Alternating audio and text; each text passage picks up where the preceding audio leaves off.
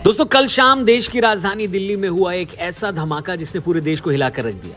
यह घटना शाम को करीब 6:52 से 7 बजे के बीच हुई। विस्फोट एक कार में हुआ जो लाल किला मेट्रो स्टेशन के बाहरी इलाके ट्रैफिक सिग्नल के पास वो कार आकर रुकी और कार के पास कई व्हीकल्स जो थे वो जल गए, जिसमें 6 कारें, 2 से 3 ऑटो या ई रिक्शा भी प्रभावित हुए।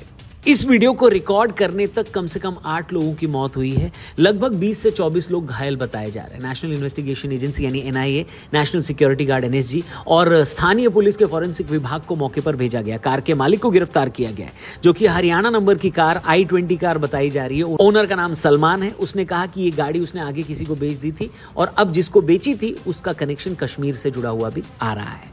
राजधानी दिल्ली के साथ साथ उत्तर प्रदेश, महाराष्ट्र, आंध्र प्रदेश कई इलाकों में हाई अलर्ट जारी कर दिया गया है। विस्फोट एक धीमी गति से चल रही कार में हुआ था जिसे ट्रैफिक सिग्नल पर रोका गया था। होम मिनिस्टर अमित शाह घटनास्थल पर पहुंचे थे और प्रधानमंत्री नरेंद्र मोदी ने भी शोक जताया और जांच की बात कही। लोगों से हम यही अपील करना चाहते हैं दोस्तों कि अफवाहों पर बिल्कुल भरोसा न करें और कोई भी जानकारी यहां वहां शेयर न करें। आधिकारिक यानी ऑफिशियल जानकारी आए उसी को सच माने। पता बहुत तेज एक ब्लास्ट हुआ, खूब तेज वाला। हम तो अपने बच्चे लेकर आए कैसे।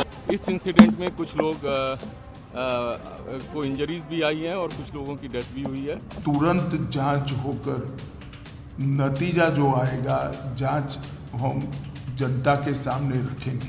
लेकिन दोस्तों, कल के ही दिन सुबह से जो 2 खबरें आई उसने सबको हैरान कर दिया, क्योंकि डॉक्टर एक ऐसा प्रोफेशन जिसको दुनिया में जान बचाने के लिए जाना जाता है, लेकिन इस देश के अंदर 2 ऐसे डॉक्टर्स पकड़े गए जिनका मंसूबा अगर कामयाब हो जाता तो इस देश के ऊपर एक ऐसा आतंकी हमला हो जाता जिसको लोग सदियों तक याद रखते। देश के अंदर इनमें से एक डॉक्टर ने एक ऐसा केमिकल बनाया जिसे छूने से भी इंसान मर सकता था। वहीं फरीदाबाद से एक ऐसे डॉक्टर को पकड़ा गया जिसके पास 350 किलो से ज्यादा विस्फोटक था। इसके अलावा टोटल 2900 किलोग्राम एक्सप्लोजिव मिलने की भी बात सामने आई है। सोचिए, जिस जगह से ये एक्सप्लोजिव बरामद किए गए वहां से प्राइम मिनिस्टर का घर, राष्ट्रपति भवन और देश की संसद मात्र 30 से 35 किलोमीटर की दूरी पर थी। और ये सब दिन भर चल ही रहा था कि शाम तक दिल्ली में ब्लास्ट की भी खबर आ गई। दोस्तों, गुजरात ATS ने 3 ऐसे आतंकवादियों को पकड़ा जिनका मंसूबा अगर कामयाब हो जाता तो देश में एक बहुत बड़ा हमला हो सकता था।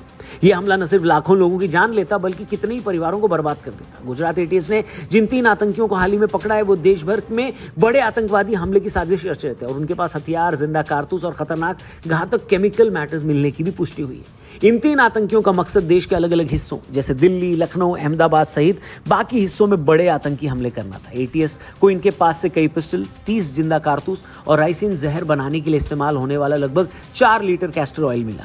ये बोला जा रहा है कि ये लोग पाकिस्तान और अफगानिस्तान के हैंडलर्स के संपर्क में थे। अहमदाबाद, दिल्ली और लखनऊ के सेंसिटिव इलाकों में इन्होंने रेकी करके खुफिया जानकारी और फोटो खींचकर रखी थी। जांच में पता चला है कि इनका मुख्य मकसद राइसिन जैसा विषैला पदार्थ जिसकी मदद से एक केमिकल आतंकी हमला करने का था। इन तीनों का नाम डॉक्टर अहमद मोहिउद्दीन सैयद, आजाद सुलेमान शेख और मोहम्मद सुहेल सलीम खान है। मोहिउद्दीन हैदराबाद तेलंगाना, सुलेमान शेख शामली उत्तर प्रदेश और सुहेल खान लखीमपुर खीरी उत्तर प्रदेश से था। जो अलग अलग टीमें बनाई गई थी उनमें से इस आरोपी को अदालत के पास जो टोल नाका है इस पे वॉच रखी गई, क्योंकि इसका मूवमेंट उस साइड में आ रहा था। वॉच के आधार पर एक आंध्र प्रदेश नंबर की एक गाड़ी वहां से गुजरती हुई मिली, उसको रोका गया, चेक किया गया तो इसमें जो इन्फॉर्मेशन वाला आदमी है सैयद अहमद मोहिउद्दीन, ये हमें मिल गया। सोर्सेज बता रहे हैं कि इन तीनों को अलग अलग काम सौंपे गए थे। मोहिउद्दीन पेशे से एक डॉक्टर था जो चीन से MBBS पास आउट था, वहीं राइसिन बनाने की कोशिश कर रहा था। साथ ही 20 साल का सुलेमान शेख हथियारों की सप्लाई और रेकी में शामिल था।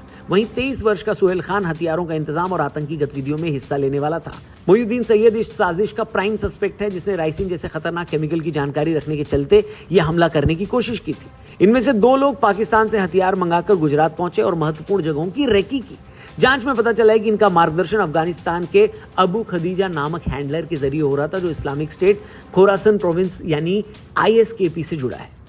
अब बड़ी संख्या में हथियार, कारतूस और केमिकल मैटर का मिलना इस बात का संकेत है कि ये लोग लार्ज स्केल आतंकवादी हमले या बायोलॉजिकल टेरर अटैक की योजना में थे। ये लोग देश के भीड़-भाड़ वाले शहरों में हमला करने के इरादे से हथियारों की सप्लाई और रेकी कर चुके थे।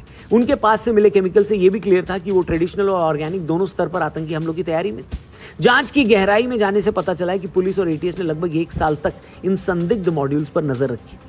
तीनों आतंकवादी लगातार हथियारों का सप्लाई नेटवर्क स्टैब्लिश कर रहे थे, जिनकी जानकारी उनके मोबाइल फोन और मैसेजेस से मिली। आतंकवादियों ने अहमदाबाद, दिल्ली, लखनऊ समेत रिलीजियस और पॉलिटिकल सेंसिटिव जगहों की रेकी की थी। इससे पता चला कि हमला देश भर के बेहद ही जरूरी और सेंसिटिव इलाकों पर करने की इनकी प्लानिंग थी। हथियार पाकिस्तान से मंगाए जा रहे थे और राजस्थान के हनुमानगढ़ से सप्लाई किए जा रहे थे। इसके अलावा यह भी पता चला कि आतंकियों के नेटवर्क में कई रीजनल और विदेशी हेल्पर्स भी जुड़े हुए हैं, जिनकी अब जांच जारी है।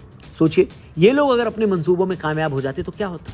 जिस राइसिन जैसे पावरफुल ऑर्गेनिक जहर का इस्तेमाल प्रयोग करके ये सार्वजनिक या धार्मिक स्थल पर हमला करने की तैयारी में थे, वहां कई सौ या हजारों लोगों की जानें जा सकती थी। ये एक लार्ज स्केल मास कैजुअलिटी टेरर अटैक होता। जानकारों का कहना है कि इनका निशाना किसी मंदिर या ऐसे इलाके में था जहां ज्यादा से ज्यादा भीड़ हो और नुकसान उतना ही ज्यादा हो।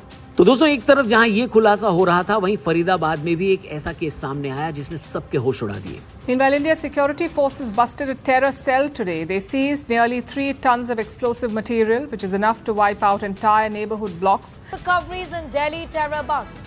A Chinese pistol with a magazine has been retrieved. 2,900 kilograms of IED making materials found by the police. Space information coming in. Doctors in interrogation have revealed that they were chosen for the task because nobody would have suspected doctors as far as the region is concerned. Kashmir police ने फरीदाबाद, हरियाणा के पास 350 kilogram से ज्यादा ammonium nitrate विस्फोटक और 2 assault राइफलें बरामद की। इन्हें बरामद करने के कुछ दिन पहले उत्तर प्रदेश के सहारनपुर से डॉक्टर आदिल अहमद रदर को गिरफ्तार किया गया था, जो श्रीनगर में JEM यानी जैश ए मोहम्मद के पोस्टर चिपकाने के आरोप में था। डॉक्टर आदिल अहमद रदर की पूछताछ के दौरान मिली जानकारी के आधार पर पुलिस ने फरीदाबाद में विस्फोटक और हथियारों का जखीरा खोज निकाला। यहाँ विस्फोटक और हथियार दूसरे डॉक्टर मुजाहिल शकील के पास रखे गए थे, जो पुलवामा, जम्मू कश्मीर का रहने वाला है और फरीदाबाद के एक हॉस्पिटल में काम कर रहा है। फरीदाबाद के पुलिस कमिश्नर ने बताया कि विस्फोटकों के साथ टाइमर भी बरामद हुए। बरामद असॉल्ट राइफलें बेहद खतरनाक थी। डॉक्टर आदिल अहमद रदर पहले गवर्नमेंट मेडिकल कॉलेज अनंतनाग में काम करता था। वहां पर भी उसके लॉकर से असॉल्ट राइफल बरामद हुई थी। उसके खिलाफ मुकदमा भी दर्ज किया गया है। जांच में इतनी बड़ी मात्रा में विस्फोटक राजधानी के नजदीक मिलने से सवाल उठता है कि मकसद क्या था और इसे बिना पकड़े कैसे यहां लाया गया, जिसके लिए गहन जांच जारी है। पूरे नेटवर्क को ट्रेस करना भी बाकी है। क्या इन पकड़े गए लोगों का कनेक्शन दिल्ली ब्लास्ट से है, ये जांच में जल्दी पता लगेगा। पर दोस्तों, यहां एक बड़ा सवाल उठता है कि लोग कहते हैं कि एजुकेशन ही लोगों को रेडिकल होने से बचा सकता है, पर यहां तो पकड़े गए ये दोनों ही डॉक्टर्स हैं, पढ़े लिखे हैं, सोसाइटी के फॉर्मूले के हिसाब से समझदार भी हैं। तो इस तरह की आतंकी सोच की क्या वजह है? ये घटना हमें सोचने पर मजबूर करती है कि सिर्फ एजुकेशन ही इंसान को अच्छा नहीं बना सकती। असल में पढ़ाई दिमाग को तेज तो बनाती है, लेकिन अगर दिल और सोच में जहर भर जाए या किसी गलत आइडियोलॉजी का असर हो जाए तो वही तेज दिमाग गलत दिशा में भी जा सकता है। वो सही गलत की समझ खो देता है।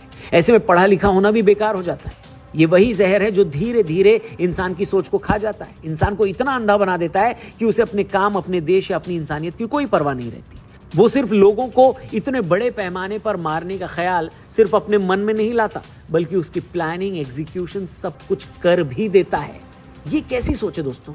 अगर आपके पास इसका कोई जवाब है तो कमेंट करके जरूर बताना दोस्तों। बाकी चलते चलते एक थ्योरी जो निकलकर सामने आ रही है, जांच में हालांकि पता चलेगा सच क्या है झूठ क्या है, लेकिन जो डॉट्स कनेक्ट हो रहे हैं वो ये कहा जा रहा है कि Hyundai i20 जिसमें ये ब्लास्ट हुआ है दिल्ली में लाल किले के सामने, उसका ओरिजिनल ओनर था मोहम्मद सलमान, लेकिन उसने इस कार को नदीम को बेच दिया।